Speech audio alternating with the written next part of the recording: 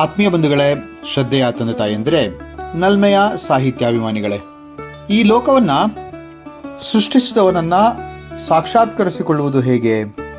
ಈ ಬ್ರಹ್ಮಾಂಡವನ್ನ ರಚಿಸಿದವನ ಆ ಅಗಾಧವಾದಂತಹ ಅಸ್ತಿತ್ವವನ್ನ ಅರಿವಿಗೆ ತಂದುಕೊಳ್ಳುವುದಾದರೂ ಹೇಗೆ? ಆತ ಎಲ್ಲಿದ್ದಾನೆ? ಆತ ನಮ್ಮೊಂದಿಗಿದ್ದಾನೆ ಅಂತ ಆದರೂ ಕೂಡ ನಮಗೆ ಏಕೆ ಆ ಪರಬ್ರಹ್ಮ ಕಾಣೋದಿಲ್ಲ ಎಂಬಿತ್ಯಾದಿ ಪ್ರಶ್ನೆಗಳಿಗೆ ಉತ್ತರವೇನೋ ಅಂತ ಹೇಳುವಂತಹ ಒಂದು ಸುಂದರವಾದಂತಹ ಕಗ್ಗ ಇಲ್ಲಿ DVG ಅವರು ಬರೀತಾ ಇದ್ದಾರೆ. ಇಲ್ಲಿ ಸೃಷ್ಟಿಯ ವೈಚಿತ್ರ್ಯವನ್ನ ಅಥವಾ ಅದನ್ನು ರಚಿಸಿದವನ ಒಂದು ಚಮತ್ಕಾರವನ್ನ ನಾವು ಯಾವತ್ತೋ ಕೊಂಡಾಡಿದ್ದೇವೆ. DVG ಅವರ ಹಿಂದಿನ ಬಹಳಷ್ಟು ಕಗ್ಗಗಳಲ್ಲಿ ಈ ವಿಸ್ಮಯವನ್ನ ಹೊಗಳಿ, ಆ ವಿಸ್ಮಯ ದಾತನನ್ನ ಹೊಗಳಿ, ಆ ಸೃಷ್ಟಿಕರ್ತನನ್ನ ಹೊಗಳಿ ಬರೆದಿರುವಂತಹ ಬಹಳಷ್ಟು ಕಗ್ಗಗಳನ್ನ ನಾವು ನೋಡಿದ್ದೇವೆ ಕೂಡ. ಆ ಒಂದು ಕಗ್ಗಗಳ ಸಂಪುಟಕ್ಕೆ ಇದು ಕೂಡ ಸೇರ್ಪಡೆ ಆಗುತ್ತೆ ಅಂತ ಹೇಳಿದ್ರೆ ತಪ್ಪಾಗಲ್ಲ. ಈ ಒಂದು ಸೃಷ್ಟಿಯ ವೈಚಿತ್ರ್ಯವನ್ನ ಹೇಗೆ ನಾವು ಸಾಕ್ಷಾತ್ಕರಿಸಿಕೊಳ್ಬೇಕು ಅನ್ನುವಂತಹ ಸುಂದರ ಒಂದು ಪರಿಕಲ್ಪನೆ ಈ ಕಗ್ಗದಲ್ಲಿ ಇದೆ ಅಂತ ಹೇಳಿದ್ರೆ ತಪ್ಪಿಲ್ಲ. ಈ 61ನೇ ಕಗ್ಗ ಹೀಗಿದೆ.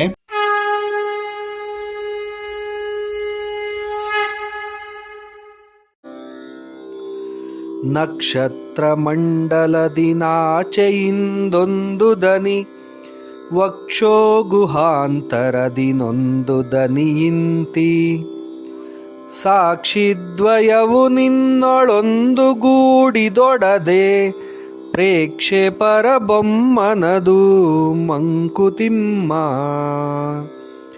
ಮಂಕುತಿಮ್ಮ. ಆ ಪರಬ್ರಹ್ಮನ ಸಾಕ್ಷಾತ್ಕಾರವಾಗುವುದಕ್ಕೆ ಮೇಲಿನ ಲೋಕದಿಂದ ಒಂದು ದನಿ, ನಮ್ಮ ಹೃದಯಾಂತರಾಳದ ಒಂದು ದನಿ, ಈ ಎರಡೂ ದನಿಗಳು ಸಾಕ್ಷಾತ್ಕರಿಸಿದಾಗ ಅದು ಸಾಕ್ಷಿದ್ವಯ ಆದ್ರೆ ಆಗ ಇವೆರಡೂ ಕೂಡ ಮಿಳಿತವಾದಾಗ ಬ್ರಹ್ಮನ ಸಾಕ್ಷಾತ್ಕಾರ ಆಗತ್ತೆ ಅಂತ ಹೇಳ್ತಾ ಇದ್ದಾರೆ DVG ಅವರು. ಇದರ ಒಂದು ಪೂರ್ಣ ವಿವರಣೆಯನ್ನ ಹೀಗೆ ಹೇಳ್ಬೋದು. ನಕ್ಷತ್ರ ಮಂಡಲ ಅಂತಂದಾಗ ಆ ಒಂದು ಮೇಲಿನ ಲೋಕ ಅಂದ್ರೆ ನಾವು ದೇವರೆಲ್ಲಿದ್ದಾನೋ ಆ ಒಂದು ಕಡೆ ಬೊಟ್ಟನ್ನ ಮಾಡ್ತಾ ತೋರಿಸ್ತೀವಲ್ಲ, ಆ ಒಂದು ಮೇಲಿನ ಲೋಕದಿಂದ ಒಂದು ಧ್ವನಿ, ಅದಕ್ಕೆ ಹೊಂದಿಕೊಂಡಂತೆ ನಮ್ಮ ಹೃದಯದಳು ಮತ್ತೊಂದು ಧ್ವನಿ ಉಂಟಾದಾಗ ಅದೆರಡು ಮೇಳೈಸ್ಬಿಟ್ರೆ ಆಗ ಆ ಒಂದು ಬ್ರಹ್ಮನ ಸಾಕ್ಷಾತ್ಕಾರ ಸಾಧ್ಯ ಅಂತ ಹೇಳುವಂತ ಮಾತು ಇಲ್ಲಿದೆ. ಇವೆರಡು ಧ್ವನಿಗಳು ಮೇಳೈಸುವುದು ಹೇಗೆ ಹಾಗಾದ್ರೆ? ಅದೊಂದು ಯಕ್ಷ ಪ್ರಶ್ನೆಯೇ ಸರಿ. ಅದೇ ಆಧ್ಯಾತ್ಮದ ಅಂತಿಮ ಪಾಠ ಅಂತಂದ್ರೆ ತಪ್ಪು ಕೂಡ ಆಗಲ್ಲ. ಇಡೀ ಸೃಷ್ಟಿಯನ್ನ ನಮ್ಮ ಮನಸ್ಸಿನಲ್ಲಿ ಊಹಿಸುವುದು ಬಹಳ ಕಷ್ಟ, ಆದರೆ ಅಸಾಧ್ಯವೇನಲ್ಲ. ಹಾಗೆ ಬಾಹ್ಯ ದೃಷ್ಟಿಗೆ ಕಾಣದಿದ್ದರೂ ಕೂಡ ಅಂತರ್ಚಕ್ಷುವಿಗೆ ಅರಿವಾದ್ರೆ, ಆ ಅಂತಃಚಕ್ಷುವಿನಿಂದ ನೋಡಲು ಸಾಧ್ಯವಾದ್ರೆ ಅದನ್ನ ನಮ್ಮ ಅಂತರಂಗದಲ್ಲಿ ಈ ಪಂಚಭೂತಗಳು, ಪಂಚ ಜ್ಞಾನೇಂದ್ರಿಯಗಳು, ಪಂಚ ಸ್ಪರ್ಶೇಂದ್ರಿಯಗಳ ಪ್ರಭಾವಕ್ಕೆ ಒಳಗಾಗಿ ಅದರ ಪರಿಧಿಯಿಂದ ಹೊರತುಪಡಿಸಿ ನೋಡಿದಾಗ ಆ ಬೃಹತ್ ಚೇತನದ ಅದ್ಭುತ ಕಾರ್ಯದ ಅರಿವು ನಮಗಾಗುತ್ತೆ. ನಾವು ಆಗ ಆ ದಿವ್ಯ ಪರಮಾತ್ಮನ ದರ್ಶನ ಮಾಡಬಹುದು. ಇದನ್ನ ವಿವರಿಸುವುದು ಮಾತ್ರ ಕಷ್ಟ, ಏಕೆಂತಂದ್ರೆ ಅದು ವಿವರಣಾತೀತ, ವರ್ಣನಾತೀತ. ಅದು ಅನುಭವಕ್ಕೆ ಮಾತ್ರ ಬರ್ತಕ್ಕಂಥದ್ದು. ಅನುಭವಜನಿತ ಅಂತಂದ್ರೆ ತಪ್ಪಾಗಲ್ಲ. ಇದೇ ವಿವರಣೆಯನ್ನ ಇನ್ನೊಂದು ರೀತಿಯಾಗಿ ಕೂಡ ನೋಡಬಹುದು.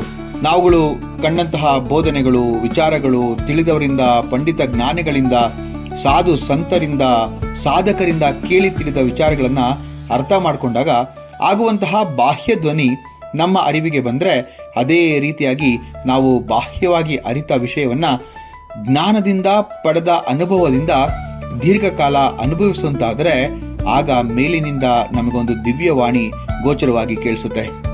ಆಗ ನಮಗೆ ಪರಮಸತ್ಯದ ಅರಿವಾಗಿ ಪರಮಾತ್ಮನ ದರ್ಶನವಾಗುತ್ತೆ ಅಂತ ಹೇಳ್ತಾ ಇದ್ದಾರೆ DVG ಅವರು. ನಮ್ಮ ಸಮಾಜದಲ್ಲಿ ಅನೇಕರಿದ್ದಾರೆ ಇಂಥವರು ಕೂಡ. ಆ ಮೇಲಿನ ಧ್ವನಿ ಹಾಗೂ ನಮ್ಮ ಅಂತರ್ಮುಖಿಯಾಗಿ ಪಡೆದ ಆ ಸಾಕ್ಷಾತ್ಕಾರದ ದನಿ ಎರಡೂ ಕೂಡ ಮೇಳೈಸ್ಬಿಟ್ರೆ ಆಗಲೇ ಆಗದು ಬ್ರಹ್ಮನ ಅರಿವು. ಆ ಬ್ರಹ್ಮನ ಸಾಕ್ಷಾತ್ಕಾರ ಆದ ದಿವಸ ಆ ಮನುಷ್ಯ ಎಲ್ಲಾ ಎಲ್ಲೆಗಳನ್ನ, ಎಲ್ಲಾ ತತ್ವಗಳನ್ನ ಮೀರಿ ನಿಲ್ತಾನೆ. ಅದೇ ಬ್ರಹ್ಮ ಸಾಕ್ಷಾತ್ಕಾರ ಅಂತ ಕೂಡ ಕರೆಸ್ಕೊಳ್ಳುತ್ತೆ. ಆ ಎರಡೇ ಸಾಕ್ಷಿದ್ವಯಗಳು ನಮಗೆ ಬೇಕಾಗಿರುವುದು ಅಂತಿದ್ದಾರೆ DVG ಅವರು. ನಕ್ಷತ್ರ ಮಂಡಲದಿನಾಚೆ ಇಂದೊಂದು ದನಿ, ವಕ್ಷೋ ಗುಹಾಂತರದಿನೊಂದು ದನಿಯಿಂತಿ, ಸಾಕ್ಷಿದ್ವಯವು ನಿನ್ನೊಳೊಂದು ಗೂಡಿದೊಡದೆ, ಪ್ರೇಕ್ಷೆ ಪರಬಮ್ಮನದು ಮಂಕುತಿಮ್ಮ ಅಂತ ಹೇಳ್ತಾರೆ. ಪ್ರೇಕ್ಷೆ ಅಂತಂದ್ರೆ ಸಾಕ್ಷಾತ್ಕಾರ ಅಂತ ಹೇಳಿ.